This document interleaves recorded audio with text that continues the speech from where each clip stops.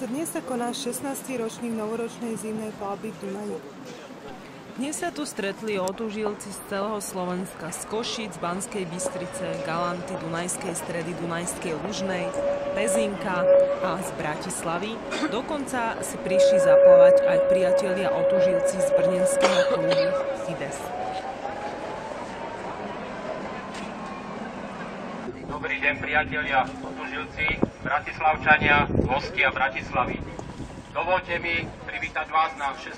ročníku plávania ľadových medvedov Bratislava cez rieku Dunaj a v rieke Dunaj. V krátkosti z organizácií plavby. Voda má dneska 4,4 stupňa Celzia, vzduch má asi 7-8 stupňov Celzia, čiže budeme mať dneska také príjemné letné plávanie. Užíme si to. V organizácii budeme plávať 100 metrov, to bude asi 6 plavcov a 1000 metrov bude asi 50 plavcov a 14 plavcov, ktorí už medzi tým odišli na druhú stranu Petržalky, budú plávať krížom cez tok.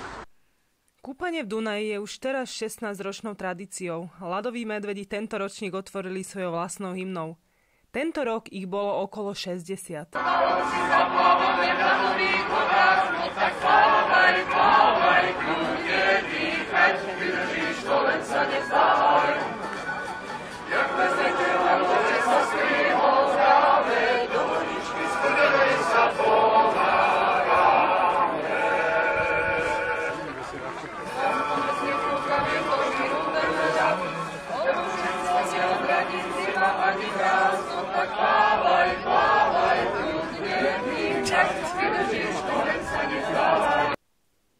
Nameraná teplota vody je 4,4 stupňa, pričom vzduch mal 8 stupňov, mierne fúkal od západu studený vietor a slnko svietilo po celý deň.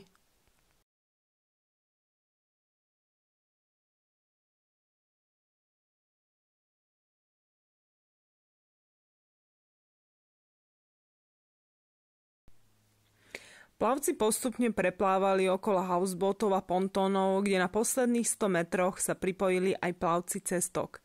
Nakoniec všetci opatrne vystúpili aj za dozoru dobrovoľnej hliadky záchranárov a hasičov na breh.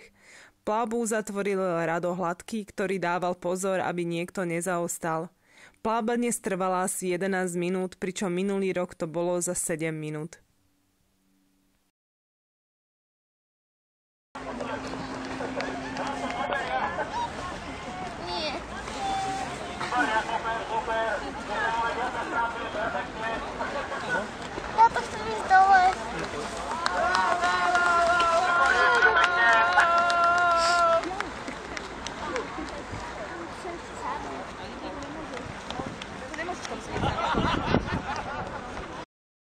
Aké máte pocity z dnešného dňa?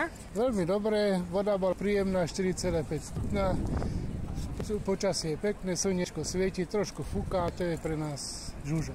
A ako dlho už takto plávate? Od roku 1978. A boli ste už niekedy chorí? Od tej doby, čo takto tak plávate? od tej doby, aj keď človeka drapne tá chrípka, prechladnutia, ale trvá to 1-2 dní, rýchle to prejde, nemusím užívať lieky. Tak výborné potom. Výborné, preto to robí. A komu by ste odporúčili takto plávať? Každému najprv nech sa skúsia poradiť s lekárom, či na to majú, taký, čo ich lieči. Lekári už dneska sú s tým uzmiernení, že to pomáha, predtým boli skeptické, ja som sám lekár, preto tak hovorím. Áno. No a treba sa začať sprchovať najprv vlažnou vodou, potom studenou každé ráno. V lete začať plávať na jezerách, riekach v každom počasí, aj keď fúka, aj keď vietor je, aj prší. Potom človek príde na to, že vo vode dobre tam nefúka. Na jeseň vody vychladnú pomaly, počasie rýchle, takže my sa chodíme tak v septembri, oktobri ohriať do tej vody. No a potom je zima a to pomaličky si človek zvykne a hotovo. Ďakujeme veľmi pekne. Ja to robím od 99. roku, čo už je tiež nejaký pekný rok. Nebola som vtedy vôbec najmladšia, keď som to začala. A ja by som to doporučila úplne každému.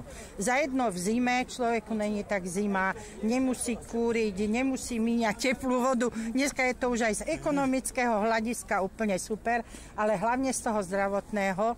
A už asi druhý rok si strašne fandím, že som sa na to dala, lebo strašne sa termoregulácia zmení. Môžete nám povedať niečo bližšie o dnešnom podujatí? Tak je to každoročná akcia ľadových medveďov. Týka sa to preplavenia Dunaja. Sú 3 kategórie, 100 metrov, kilometr a skrz tok. Tí sa potom pripojí k tej kilometrovej kategórii. Ja som minulý rok ten kilometr, pretože sa neplávalo cez tok, pretože boli vysoká hladina vody. Tento rok som mal ísť aj ja skrz, ale sa nepodarilo, pretože mám zranenú nohu, tak už si zobrali aspoň psíka na rodinný výlet a snáď na ďalší rok už sa mi to podarí splniť ten skrz tok, čo je taký moje predsavzatie. Ďakujem pekne. Lúčim sa s vami zo 16. ročníka zimného plávania ľadových medveďov v Bratislave. Andrea Kmeťová.